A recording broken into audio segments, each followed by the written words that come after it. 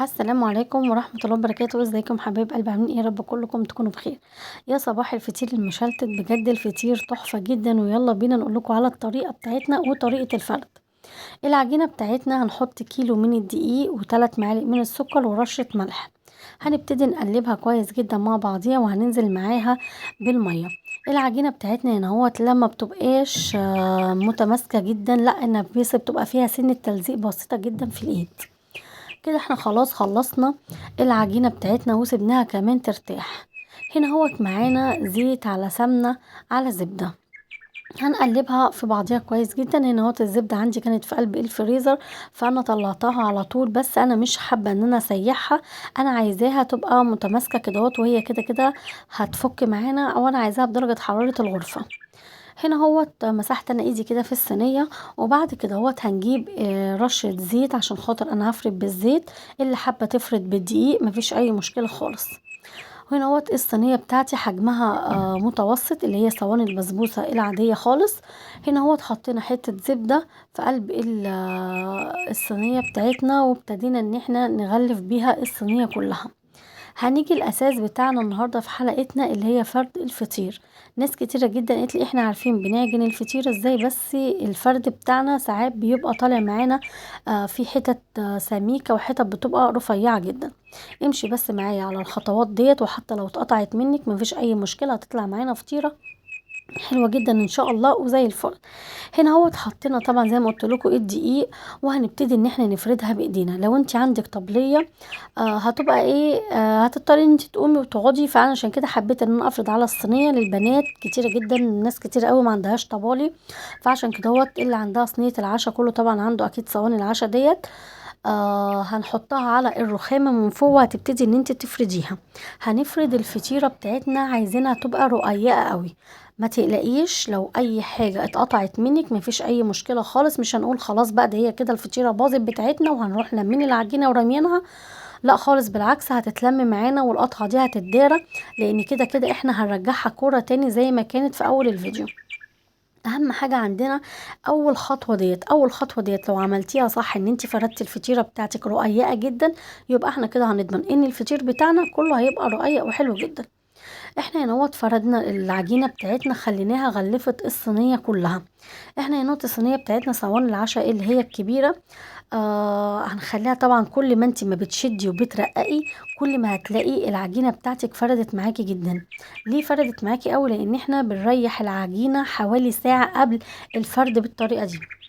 طبعا انا توسعت الكاميرا وحبيت ان انا اوريكم انا خليت العجينه بتاعتي قد ايه. شايفين الحته الرقيقه ديت؟ انا عايزاها كلها تبقى رقيقه بالطريقه دي. همسك ان هو حته الزبده بتاعتي مع السمنه مع الزيت، وهبتدي ان انا هحط في قلب النص كده الفطيره كلها، وهحط. ما تحاوليش ان انت تكتري السمنه قوي او زبده قوي، علشان خاطر بجد يعني ما تبقاش منزنزه سمنه قوي كده هوت. لا انت حطي الحاجات يا دوبك اكنك بتطبطبي كده عليها طبطبه بقلب السمنه، علشان خاطر ما تبقاش طالعه معاكي سمنه جدا. في ناس بتحب ان هي تخليها عايمه سمنه قوي، انا الصراحه ما بحبش اعملها كده هوت. زي ما انتم ما شايفين، بعد كده احنا طبينا حته زي ما انتم ما شايفين كده، وبرده هنحط زبده وسمنه زي ما انتم ما شايفين بالطريقه دي. ايوه، هنطبطب كده عليها بالسمنه والزبده، هتطلع مورقه جدا وهتبقى حلوه قوي. ما تحاوليش ان انت تسيحي السمنه، انا عامه ما بحبش خالص ان انا اسيح السمنه، انا بخلي السمنه بتاعتي زي ما انتم شايفين بالطريقه دي. هنجيب الطرف التاني وهنروح حاطينها عليه، وكل طرف بنقفل عليه هيطلع معانا حلو جدا جدا جدا ومورق. ليه؟ علشان خاطر كل طرف احنا بنقفله بنروح حاطين ما بينه زبدة بقى وسمنة وزيت. اللي حابب يحط زبدة بس وزيت مفيش اي مشكلة، اللي حابب يحط سمنة وزيت برضو مفيهاش اي مشكلة، الاتنين هيبقوا طعمهم حلو جدا. طبعا في ناس هتقولي طب ما ينفعش اخليها سمنة بس؟ لا لا لا، مش هينفع نخليها سمنة بس، لازم الزيت نكون حاشرينه في كل حاجة. زي ما انتم ماشيين فين كده، احنا كده خلاص خلصنا الفطيرة بتاعتنا وكمان قفلناها. هنبتدي بقى ان احنا نطبقها كده، هناخد الاطراف ونخليها مع بعضها بالطريقة دي لغاية لما نرجعها كورة تاني. كده احنا خلاص خلصنا اول فطيرة معانا وخلصنا فردها. بجد طريقتها حلوة جدا، والفرد بتاعها سهل قوي، وكمان الصواني السلستين بتسهل كمان علينا جدا الفرد بتاعها. شايفين رجعناها كورة كمان، هتحسوا كمان ان الطبقة اللي من فوق خفيفة جدا اكنها عاملة زي البالون منفوخ كده. هوت احنا هنضمن ان الفطير بتاعنا 100% طالع ان شاء الله، باذن الله يطلع ما شاء الله عليه. الطريقة طبعا حلوة جدا لأي حد لسه جديد. ادي شايف الطريقة قدامه، الطريقة حلوة جدا وجميلة قوي. احنا دلوقتي كده هو كلفتناها حلو جدا، عملناها زي الكرة تاني، وهنبتدي بقى في قلب الصينية وهنحطها وهنسيبها كمان ترتاح جنب مننا شوية.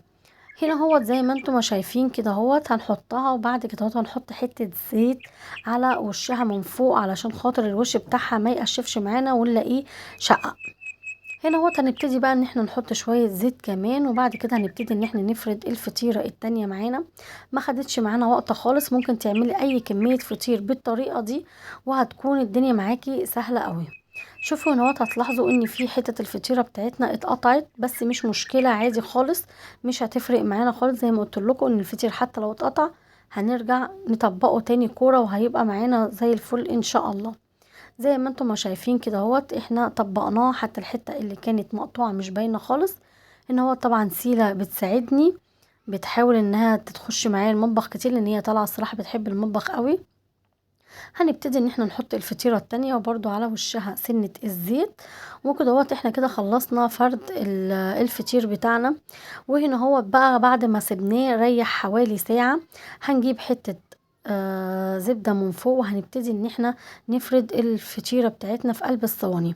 على فكرة الصواني بتاعت البسبوسة دي بتبقى حلوة جدا في الفطير، بحيث ان هي السور بتاعها ما يبقاش عالي قوي، لا احنا عايزين حاجة يبقى السور بتاعها السور واطي شوية، وكده هو بتخلينا بجد النتيجة بتبقى حلوة جدا.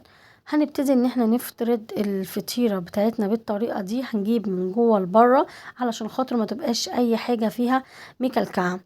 وهنبتدي بعد كده هو بعد ما هنفرد الفطيرتين بتوعنا هنحطها على درجة حرارة 180. احنا في المرحلة دي دلوقتي واحنا بنبتدي نفرد، احنا طبعا كده مشغلين الفرن عشان احنا عايزين الفطير بتاعنا يخش الفرن يكون درجة حرارة فيه عالية والفرن يكون سخن. ما نحاولش ان احنا نوطي الفرن يا جماعة، علشان خاطر لو انت وطيتي الفرن بتاعك الفطير بتاعك هينشف، مش هيطلع معاكي مورق ومش هينفخ. اول ما نلاقي الفطيرة بتاعتنا نفخت في قلب الفرن كده هوت احنا كده خلاص اتأكدنا 100% ان الفطير بتاعنا هيطلع معانا مورق وهيبقى حلو جدا. اول ما هنلاقي الفطيرة بتاعتنا نفخت كده هنعرف ان كمان الزبدة بتاعتنا اللي احنا استعملناها حلوة جدا. لو لقينا بقى الفطير بتاعنا ما نفخش، او مثلا حسيتي ان هي الطبقات لزقت في بعضها، يبقى انت كده 90% عملتي حاجة كده غلط، او درجة الحرارة ما كانتش عالية كفاية. هنا هو احنا كده دخلناهم الفرن زي ما انتم ما شايفين كده هوت. شايفين الفطير بتاعنا نفخ اهوت وما شاء الله عليه. بيبتدى اول ما دخلناه الفرن قعد بالظبط 10 دقايق ولقينا الوش بتاعه نفخ. دي انا كنت لسه مدخلاها. بعد كده هوت كده خلاص احنا سوينا الفطير بتاعنا. هنا هوت لسه الفطيرة طالعة، بجد كان شكلها تحفة جدا وكان طعمها حلو قوي. شايفين هي سخنة طبعا جدا. بصوا قعرها كمان مستوي جدا وحلو، واللون بتاعها طالع حلو قوي. انا طبعا هسيبها تبرد شوية، وبعد كده هوت عبال بس ما الدنيا ما تطلع. بعد كده هوت هبتدي ان احنا نقطعهم واوريكم التوريقة بتاعتها عاملة ازاي. شوف انا اهوت بحاول ان انا اقطعها، بس فعلا ما كنتش قادره امسكها جدا لانها سخنه. وشايفين قد ايه هي منفوخه من فوق. شايفين التوريات بتاعتها حلوه جدا، وبجد كان طعمها جميل جدا، والقرمشه بتاعتها كده كانت حلوه قوي. هنا اهوت خلاص طلعنا الفطيره التانية، هنبتدي بقى ان احنا ننقلهم على طبق التقديم بتاعنا. زي ما انا قلت لكم اهم حاجة الفردة او الفردة ديت لما نعملها صح كده هنضمن ان الفطير بتاعنا كله هيطلع معانا مظبوط. هنقدر نعمل اكتر من فطيرة في وقت قليل جدا جدا بجد، بالطريقة الفرد اللي انا قلت لكم عليها دي بجد كانت طريقة حلوة جدا. وكمان الزيت بيسهل جدا معانا مع السلستين. هنا هو في بقى بعض الناس اللي هي بتبقى عايزاه بطعم السمنة البلدي، بنجيب حتة سمنة بلدي ونروح حاطينها على وش الفطيرة من فوق، بتدينا طعم وريحة السمنة البلدي. لو انت حابة تحطي سمنة بلدي صافي بتبقى طبعا طعمها روعة جدا. وحلو قوي. فبرضو تلك الحالتين الاتنين معاكي. انا الزبدة عامة بحب الزبدة جدا في الفطير، لانها بتديني توريقة حلوة جدا للفطير. وكده خلاص الفطير معانا خلص. واللي وصل معانا لغاية النوت ما ينساش بقى يا جماعة، اللي مش مشترك معانا يشترك معانا ويفعل لنا الجرس.